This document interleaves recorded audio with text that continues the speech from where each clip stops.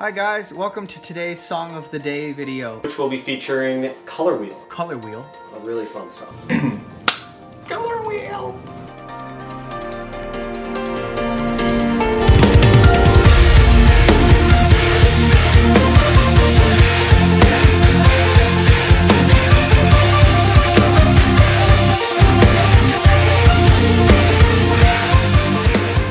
Color Wheel was one of the first songs written for this record, and it was written before this band was even conceived at all. So Color Wheel was originally meant for a solo album that I was writing when I got out of Berkeley. It was my first time getting back to writing in a bit, so at first the process was really slow, and at one point I didn't really believe in the song. But once enough of the themes had been established, I started to like it more. The melody, da da da da da da da, is actually a throwback to this 20-minute prog epic that I wrote when I was in high school, but everything else was written in February of 2016.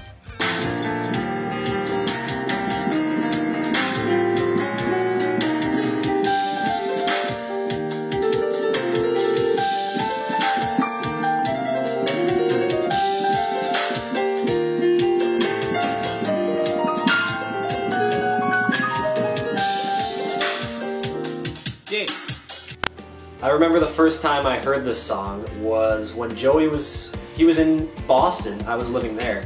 This was a long time ago. And I was working on my solo EP at the time. He was working on some of his music as well.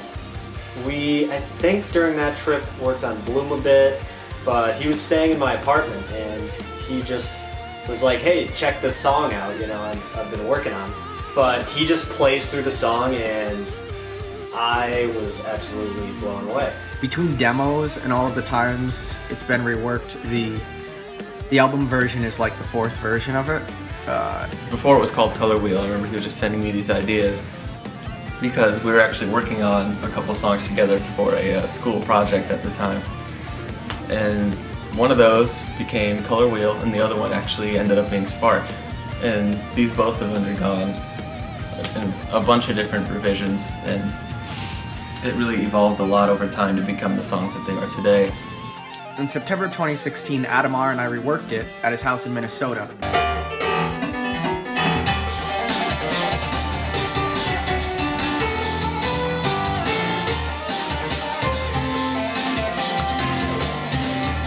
We really just workshopped some guitar melodies as well. I get to do a lot of harmonies with Joey, and it's a really fun time. Some challenging harmonies too. And Adam and I as well do some harmonies in the section that's going to be playing right now because Joey's a great editor.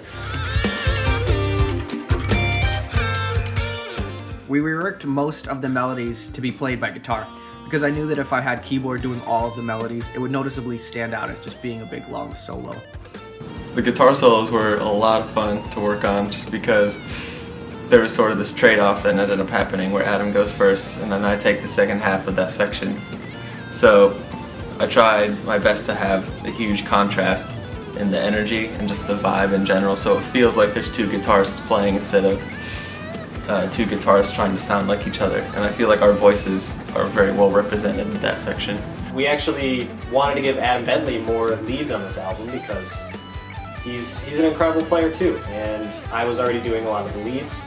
So we decided the second half of the guitar solo is more of a rock style, and you know, we had him do a solo there and he absolutely killed it. Now, I think we just need to talk about Joey's synth solo out because it's absolutely, I think it's the most ridiculous solo on this album, period.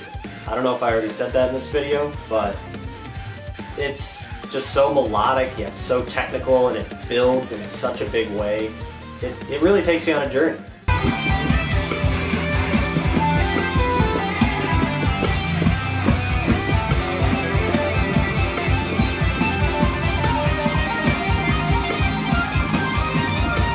We'll call the solo Jordan Rudess meets Joe Satriani.